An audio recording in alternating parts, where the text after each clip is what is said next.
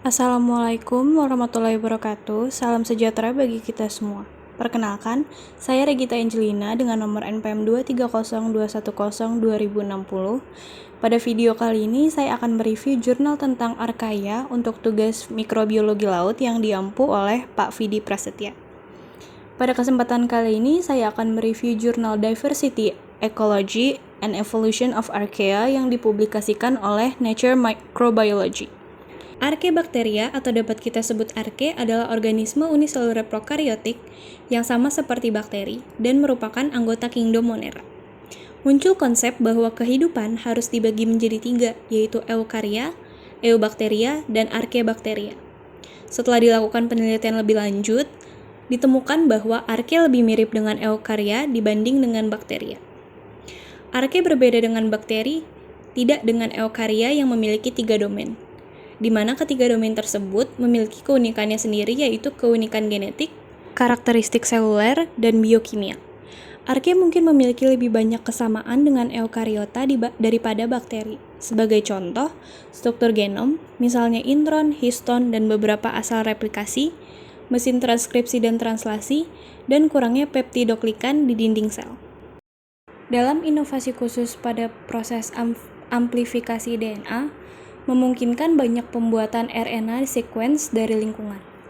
Gen ribosom dapat digunakan sebagai penanda ideal untuk identifikasi genetik dan taksonomi dari organisme yang berkerabat jauh. Hal ini membuat banyak ditemukannya keanekaragaman mikroba di alam. Awalnya, gen RNA Archaea masuk pada 2 filum primer, yaitu Eukaryota dan Crenarchaeota. Namun, dengan RNA gen sequence didapatkan banyak percabangan baru. Percepatan rekonstruksi pada genom Archaea menyebabkan ditemukannya beberapa kelompok taksonomi baru.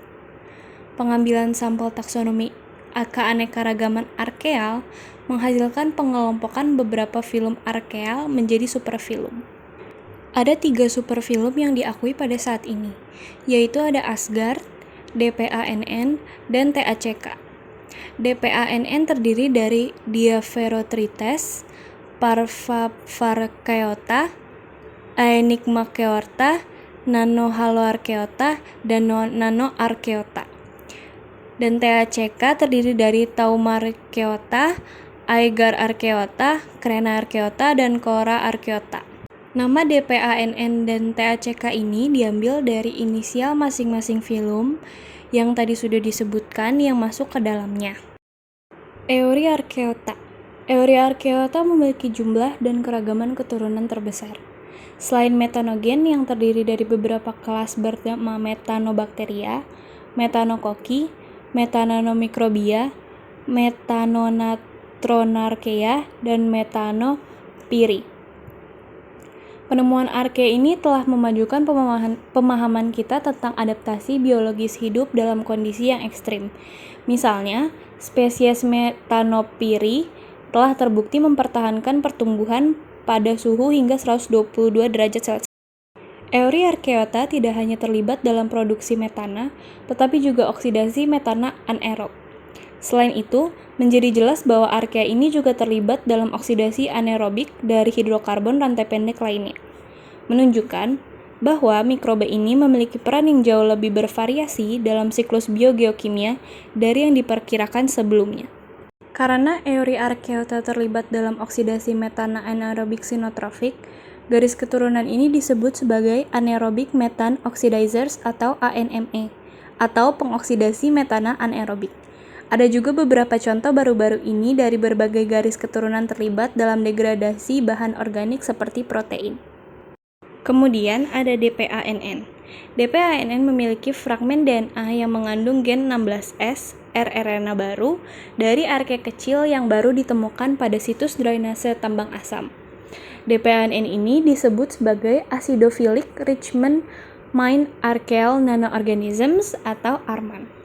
Peran ekologisnya, ekspansi genomik yang cepat dari superfilum ini telah mengungkapkan bahwa kemampuan genetik dan metabolisme yang terbatas adalah fitur bersama dari sebagian besar Archaea DPANN, dan oleh karena itu mereka harus bergantung pada interaksi dengan archaea lain untuk mendapatkan biomolekul penting. Meskipun DPANN dibatasi secara metabolik, beberapa di antaranya memiliki kapasitas genomik untuk memanfaatkan senyawa organik seperti karbon dan lipid melalui glikolisis, oksidasi beta, dan jalur lainnya. Lalu ada THCK yang terdiri dari taumarkeota, aigarkeota, krenarkeota, dan korarkeota. Taumarkeota memiliki hubungan penting dengan perubahan iklim karena aktivitas mereka telah dikaitkan dengan produksi gas rumah kaca di nitrogen oksida. Beberapa krenarkea adalah heterotrof anaerobik yang memanfaatkan gula dan protein, sementara yang lain adalah kemolito autotrof siklus belerang yang mengalami oksidasi dan reduksi. Aigarkeota merupakan monofiletik dan dapat memanfaatkan serangkaian polimer ekstraseluler. Korarkeota merupakan termofilik yang terlibat dalam siklus metana yang digabungkan dengan reduksi sulfat. Adapun kesimpulannya, arke pertama yang diidentifikasi adalah metanogen atau berasal dari lingkungan termofilik. Sifat terbatas dari pengambilan sampel genom arkea saat ini berarti bahwa penetapan taksonomi saat ini dapat diubah secara signifikan dengan pengambilan sampel yang lebih besar di masa depan. Sekian dari video saya hari ini, semoga dapat bermanfaat. Wassalamualaikum warahmatullahi wabarakatuh.